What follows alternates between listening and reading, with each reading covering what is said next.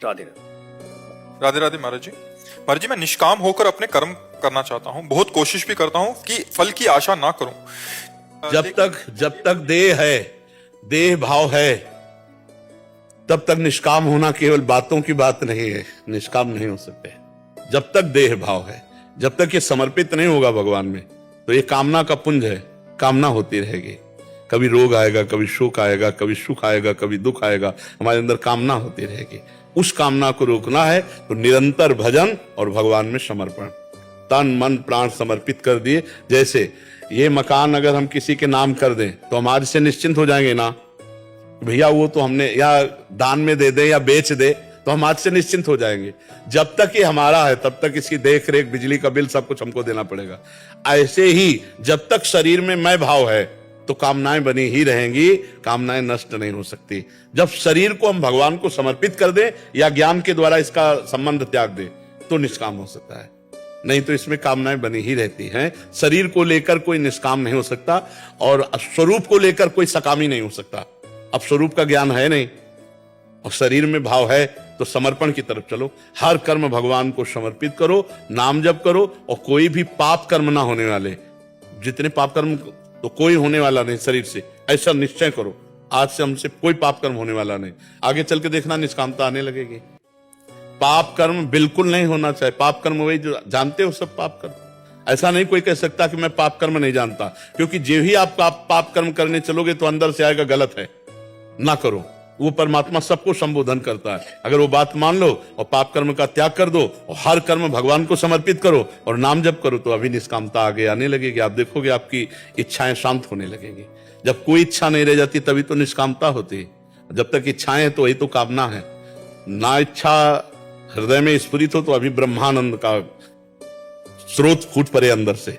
अंदर एक स्रोत है, परमानंद, ब्रह्मानंद, भगवदानंद, जिनको प्राप्त होकर के महात्मा जन परमानंद में मगन रहते हैं। अभी तो विषयानंद में, भोगानंद में जो स्रोत नहीं है, छोटे छोटे कुंड हैं। ये तो आनंद समुद्र, जो आनंद सिंधु सुख राशि, इनसे संबंध जब होगा तब स्रोत आनंद का। वो खड़ा है, बैठा है, चल रहा है, उठ रहा है, खा रहा है, पी रहा है, हर चेष्टाएं हो रही, पर वो आनंद स्वरूप भगवान में, इसलिए कोई इच्छा नहीं रहती। जब अंदर आनंद है तो इच्छा नहीं। जी, इसमें एक समाधान चाहिए था। जैसे अभी हम विरक्त मार्ग में चल रहे हैं, हम इस सूत्र से चलें तो महाराज जी, जैसे गृहस्थ में हैं तो बच्चे हैं, बीवी हैं, मतलब आगे की प्लानिंग है, घर बनाना है, मकान बनाना है, तो इसमें जो इच्छाएं उठेंगी उसको कौन। हमें ये बताओ, मध्य प्रदेश के किसी एक गांव में क्या हो रहा है, आपको क्या मतलब है? नहीं, क्योंकि इससे आपका परिचय नहीं है। आपके घर में क्या हो रहा है ये आपका परिचय का विषय है। तो सब पूरे विश्व को जो चला रहा है, विश्व को जो पूर्ण कर रहा है, वही तुम्हारे घर के सदस्यों को भी पैदा किया, बनाया, तुमको भी बनाया और तुम्हारे को सामग्री दिए, उस पर विश्वास करके कि वो ठीक वही करेगा जिससे परम मंगल होगा। हमको कामना करने की क्या जरूरत है? जितनी व्यवस्था दी उतनी व्यवस्था में हम मुनीम की तरह काम करें। नाथ सकल संपदा तुम्हारी, मैं सेवक समेत सुतनारी, और हमें कोई चाह नहीं। आप जितना दोगे उसके अनुसार करते चले जाएंगे। वो महात्मा है, गृहस्थ में रहते हैं, पर अब इतना कहां समर्पण हो सकता है? तुम्हारे जी, जैसे कोई इच्छा ना करें कि जैसे ये बनेंगे, वो बनेंगे, फिर ये ऐसा करेंगे। हाँ, तो उनको जो बनाना है बना देंगे ना। आज तक हम अपनी इच्छा से आने पहुंचे, मुझे प्रभु ने पहुंचाया है।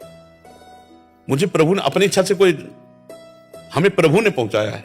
जहां हमारी शरीर की रहने की व्यवस्था और जहां स्वरूप ज्ञान की स्थिति, भक्ति की स्थिति, ये सब प्रभु की दी हुई। अपने तो बस ऐसे। तो अगर हम तैरना चाहें तो बड़े बड़े जंतुओं से भरे हुए समुद्र में हम मारे जाएंगे, और अगर जल जहाज में बैठ जाते हैं तो आराम से चले जाते हैं, कोई प्रयास तो नहीं करना पड़ता। प्रायः अहंकारी जीव कामना और कर्ता भाव लेकर के ही संसार में डूबता है, और ऐसे हो जाए तो ऐसे पार हो जाए। भगवान सबको पार कर रहे हैं। भगवान सब तुम्हारे अंदर शक्ति बुद्धि वही दिए हुए हैं। तो तुम्हें कामना नहीं करनी, बस तुम समझ जाओ, कामना नहीं करनी। जो तुम करोगे वही हम देखेंगे, जो तुम करवाओगे वही होगा। पर इस कोटि का समर्पण बहुत जोर की, सत्य इच्छा को प्रभु की इच्छा मान के उसमें कार्यरत हो जाए, मतलब कुछ तो मर्जी अंदर चलेगा, इसलिए उनकी तरफ नहीं। भगवत प्रेरित होता है। जैसे हमारी अभी हम खड़े हुए, चलो वृंदावन की परिक्रमा चलते हैं जी। अभी देखा नहीं यहाँ जैसे कैसे होता है, तत्काल एकदम चलिए, ऐसे कोई प्लान नहीं, कोई संकल्प नहीं। इसमें और सुलझने के लिए कह रहा हूँ, 2 बच्चे हैं, अभी अंदर इच्छा हो रही है कि इनका ब्याह करना है और इसके लिए थोड़ा धन चाहिए, तो जो मेरा आ रहा है तो उसको मैं जमा करता रहूंगा। तो ये जो इच्छा हुई, ये इसको हम नहीं, कुछ उसमें इच्छा का मतलब, इच्छा जो निषेध का विषय है कि मैं ये भोगूं, मैं ये देखूं, मैं ये चखूं, मैं ये सूंघूं, ये जो इच्छा है परमार्थ में ये बाधक है। जो जैसी परिस्थिति में भगवान ने मुझे दिया है उसी परिस्थिति के अनुसार विचार पूर्वक कार्य करना, वो इच्छा नहीं कहा जाता, ये विचार है कि अगर हमें प्रभु ने 100 रुपया दिया और 2 बच्चे दिए हैं तो हमको उनको पढ़ाना लिखाना भी है, इनको भोजन व्यवस्था भी करनी, इनकी सारे कार्य प्रणाली, तो 50 इसमें रख देते हैं, 25 की भोजन व्यवस्था कर लेते हैं, 25 की ये व्यवस्था कर लेते हैं। ये विचार जो चल रहा है ये हमारे भगवान के द्वारा दिया हुआ बुद्धि से विचार है, उसके अनुसार हम चले। जो इच्छाएं निषेध की गई हैं कि जैसे पराई स्त्री को देखा भोगने की इच्छा हुई, जैसे पराये धन को देखा छीनने की इच्छा हुई, जैसे विशेष विशेष प्रकार के नशा या विशेष विशेष प्रकार की भोग या विशेष किसी पद में जाने की, ये नहीं इच्छा होती, भक्त के हृदय में नहीं होती। सारी व्यवस्था भगवान की तरफ से स्वतः चलती है। एक दिन पूज्य श्री भाई जी हनुमान प्रसाद पोद्दार जी के पास एक कागज आया, लिखा था कि हम 50 आदमियों के साथ गोरखपुर स्टेशन में इतने समय पहुंच रहे हैं और आप इन 50 आदमियों की भोजन व्यवस्था कीजिए। भाई जी गीता वाटिका में थे और उन्होंने देखा कि सुबह लेटर मिला, 2-3 घंटे का समय था गाड़ी आने का, तो उनका हम क्या कर सकते हैं 3 घंटे, 50 आदमियों की व्यवस्था, माता जी के साथ एकांत में, राधा बाबा हर समय भजन परायण, तो उनका जिन्होंने लेटर भेजा वही व्यवस्था करें। ठीक 2 घंटे बाद एक खड़खड़ा भर करके खीर पूड़ी कचौड़ी सब्जी आई भाई जी के पास। भाई जी ने कहा कैसे? तो बोले आज हमारे यहाँ उत्सव था, तो हुआ गीता वाटिका में जितने भी साधक जो भी पाना चाहे तो करीब 60-70 आदमियों का भोजन इसमें है। बोले हाँ हाँ तुरंत ले चलो, स्टेशन ले चलो, स्टेशन और स्टेशन, और खूब उन सबको पवाया और बच गया।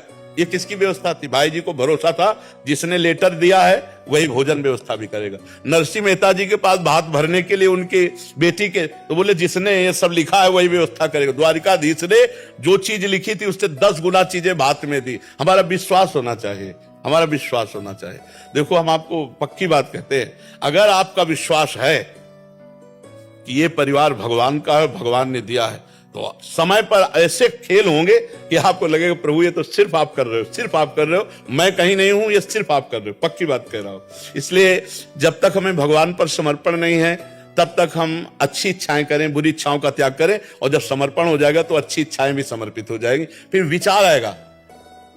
अब जैसे विचार आया कि यार भगवान देखेंगे, हम क्या करेंगे, अब ये विचार तो भगवान ने तो दिए और निश्चिंत हो गए।